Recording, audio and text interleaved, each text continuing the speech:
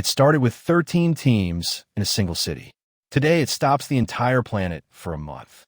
This is the story of how the World Cup grew from a small experiment into the biggest event humanity has ever staged, and how every chapter led directly to the tournament happening right now. 1970, Uruguay. The very first World Cup. Just 13 teams made the trip, some sailing for weeks across the Atlantic to get there. Uruguay won on home soil. Almost nobody outside South America noticed. But the idea was planted, one tournament to crown the best nation on earth. 1950, Brazil.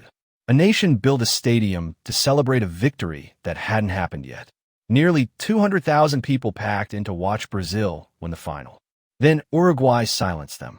They call it the Maracanazo, and it taught the world that this tournament could break a country's heart in 90 minutes. 1970, Mexico.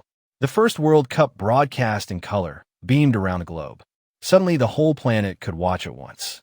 And what they saw was Pelé's Brazil, widely called the greatest team ever assembled. The World Cup wasn't just a competition anymore. It was global theater. 1986, back in Mexico, at the Estadio Azteca. One player dragged an entire nation to glory. Diego Maradona, in a single quarterfinal, scored the most controversial goal and the most beautiful goal in World Cup history, minutes apart. One tournament can turn a footballer into a god. This was the proof. 1998, France.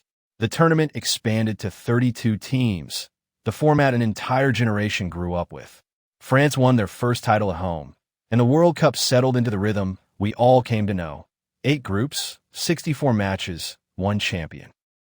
Then it truly went global. 2002 in Asia for the first time. 2010 in Africa for the first time.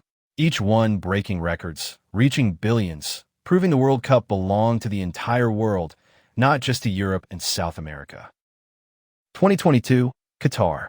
After years of waiting, Lionel Messi finally lifted the trophy in what many called the greatest final ever played. It felt like a perfect ending to an era, but it was really a doorway into the most ambitious World Cup ever attempted. And now, 2026.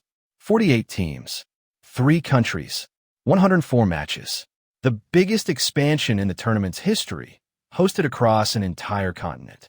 Everything those earlier chapters built toward, it all leads here to the World Cup happening right now. 13 teams became 48. A few thousand fans became billions. Every expansion was once called a mistake, and every one produced legends nobody saw coming. Somewhere in this tournament, the next chapter is already being written. If you want to actually watch it unfold, there's a free guide to watching every match from anywhere in the description below.